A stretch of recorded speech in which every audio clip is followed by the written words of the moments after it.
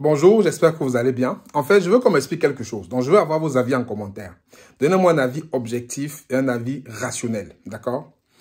Tout récemment, il y a eu une croisade à Douala. Donc, il y a eu un homme de Dieu, un pasteur qui s'appelle Kanguka, qui a mobilisé plus de 50, 60 000, 70 000 personnes au stade de Japoma à Douala.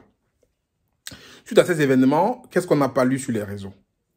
On a lu que les Camerounais sont bêtes, les Africains sont aliénés. Qu'est-ce qu'ils vont écouter? Quelqu'un qui va leur promettre des miracles, qui ne va rien faire, il y a même d'autres qui ont dit que c'est démoniaque, c'est un mauvais esprit. On a lu de tout. Il vient aliéner les Africains, il vient bouffer leur cerveau. On a lu tout ce qu'on a pu lire. Et ce n'est pas que sur Kanguka, c'est le cas pour tous les autres hommes de Dieu, en fait, qui se réclament hommes de Dieu. Pour certains qui vont en Afrique et qui mobilisent les foules. Après, on dit toujours qu'on trompe les Africains. On dit qu'il y a la guerre à l'est du Congo. On dit que Paul Biya est toujours au pouvoir. Il y a tellement de choses qui arrivent après quand il y a ces croisades-là, où il y a des hommes pasteurs qui viennent aujourd'hui parler à des personnes qui recherchent peut-être un salut, qui recherchent une bénédiction, qui ont foi, qui croient. On dit que la foi, c'est de croire en ce qu'on ne voit pas. Eux, ils croient. Et derrière, on massacre ces événements sur les réseaux. Mais d'un autre côté, encore ce week-end, il y a Fally Ipupa qui a fait plus de 40 000 places. Hein. Plus de 40 000 personnes sont sorties, ont payé cher pour aller voir Fally Ipupa au Stade Arena ici à La Défense, sans compter les concerts qu'il fait à Abidjan, qu'il fait à Douala, qu'il fait un peu partout au Kinshasa, où il remplit énormément de stades, peut-être voir même plus de personnes que quand c'est pour aller voir des pasteurs. Mais là, personne ne parle. Là, tous ceux qui condamnent le fait que les pasteurs, les hommes de Dieu vont mobiliser des personnes, ils ne parlent pas quand les gens sortent pour aller voir Fally tourner les reins avec ses danseuses ou d'autres musiciens tourner les reins avec leurs danseuses, leurs danseurs, peu importe. Ils ne condamnent plus. Quand c'est Fally ou un autre musicien de Coupé Décalé, de Makossa, de Ndombolo, peu importe, qui mobilise 40, 50, 70 000, 80 000 personnes pour venir applaudir, la personne qui parle là, c'est normal. Là, c'est normal qu'on paye 100 €, qu'on paye 10 000 francs, qu'on paye 5 000 francs pour aller voir Fally dans un stade. Moi, Fally, je l'adore. Hein. Moi, j'écoute Fally sans souci. Mais je veux dire, il faut qu'on m'explique un peu le truc, quoi. D'un côté, c'est logique, c'est normal que tu payes 100 €, tu payes 10 000 francs pour aller voir Fally, pour aller voir, je sais pas, Ténor, pour aller voir, je sais pas, quel autre musicien tu aimes. Aller tourner ses reins, aller danser. Tu acclames, tu applaudis dans le stade, vous êtes 50, 60 000. L'un dans l'autre, rien ne change. C'est-à-dire que si le pays était toujours pauvre, le pays restera pauvre après qu'il y ait la croisade, après qu'il y ait Fally Ipupa. Si Paul Biya était encore au pouvoir, il est toujours au pouvoir maintenant. Il y a eu Fally, Fally va encore aller au Cameroun en décembre, Paul Biya sera encore au pouvoir. La croisade Kanguka, Paul Biya était encore au pouvoir. Si c'est, en fait, en Kinshasa, il y a eu le Congo, le concert de Fally, je pense au stade des Martyrs, où il y avait un paquet de personnes. Il y avait la guerre à l'est du Congo. Il y a toujours cette guerre à l'est du Congo. C'est pour dire en fait que je ne comprends pas cette condamnation à géométrie variable. Quand c'est pour des pasteurs, des hommes de Dieu, des chrétiens qui vont faire des croisades, les gens condamnent, les gens massacrent, les gens insultent, les gens disent que les Africains sont aliénés. Mais quand c'est pour aller voir des musiciens, parfois c'est payant, parfois c'est cher, ou ils sont invités par des multinationales qui leur payent des fortunes, les gens ne condamnent pas. C'est ça qu'il faut qu'on m'explique. C'est-à-dire que tu es capable aujourd'hui d'aller applaudir un musicien danser, payer même, parce que les croisades, par exemple, pour Kanguka, c'était pas payant. Kanguka, c'était gratuit. Les gens sont partis, on a tout dit.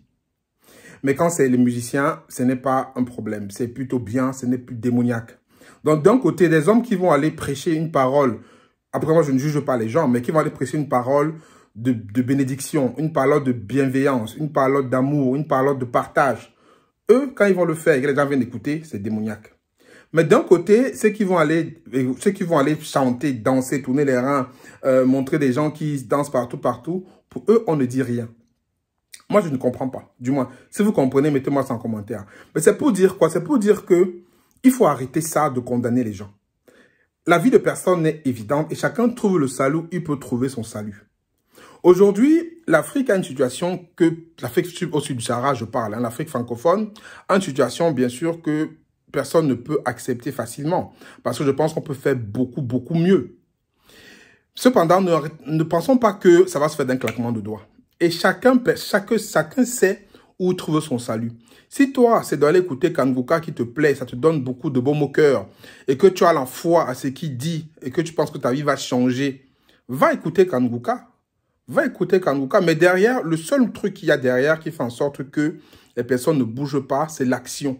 Ne pense pas que tu vas aller écouter un pasteur, écouter un imam, écouter peu importe qui tu veux.